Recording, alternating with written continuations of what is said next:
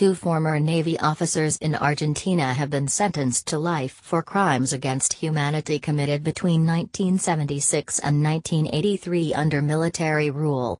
Captains Alfredo Estes and Jorge Eduardo Acosta were found guilty of involvement in the torture and murder of hundreds of political opponents. They are among 54 people who face trial for crimes committed at the Naval Mechanical School, or ISMA. Estes, known as the Angel of Death, has refused to apologize.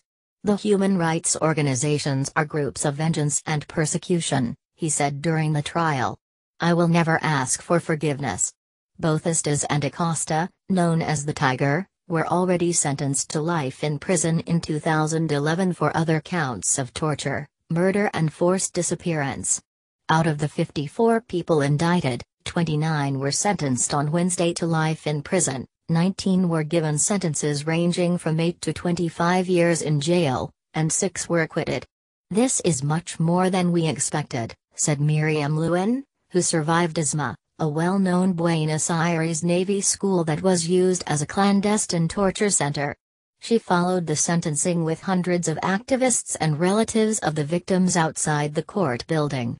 An estimated 30,000 people were killed after a military junta led by General Jorge Rafael Videla seized power in 1976, vowing to rid the country of the threat of communism. During the 7-year campaign of terror, left-wing activists as well as ordinary citizens were illegally detained and killed. They were taken to secret torture and killing centers set up by the military during what became known as the Dirty War. ISMA was Argentina's biggest secret torture center. It became a human rights museum in 2004. About 5,000 prisoners are estimated to have been taken there and 90% did not come out alive. Some were killed by firing squad while others were thrown from planes, drugged but still alive, into the Atlantic Ocean. The current trial opened in 2012, focusing on crimes committed at ISMA against 789 victims.